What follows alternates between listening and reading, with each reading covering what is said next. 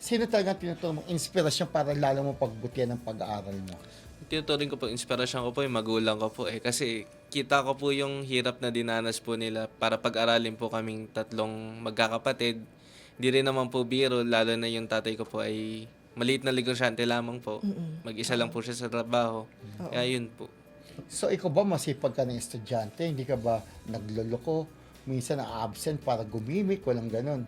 Minsan po natitempt pero hindi naman po maiwasan. Pero iniisip ko rin po, yung tuition ko na binabayad po, eh, pinag-arapan po ng magulang ko. Parang nakakabastos naman po din sa kanila kung sasayangan ko ng ganun. Ayan. Oo. Siyempre, inisip po yung mga magulang mo, di ba, na nagsisikap para sa inyo. Yes po. Oo.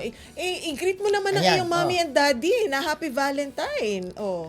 Ma, pa, Happy Valentine's, hello. Kung nanonood kayo nito, hello. At pasalamatan mo sa kanilang efforts. Diba? Salamat sa pagpapaaral sa aming tatlo. Alam kong hindi yun mahirap, pero kinaya nyo. Thank you. Hindi yun madali. No? Hindi yun mahirap. Ay, Hindi sorry. madali. Hindi po madali. Di ba? At least talaga nagsikap para sa inyo. Tatlo ba naman na Oo. three precious Magastos, children di yan. ba?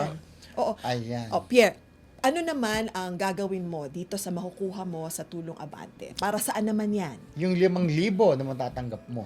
Since po last sem ko na po this sem po, magagamit ko po siya sa tuition para po makabawas na po sa gagastusin po ng magulang ko. Tuition. Yes. Oo.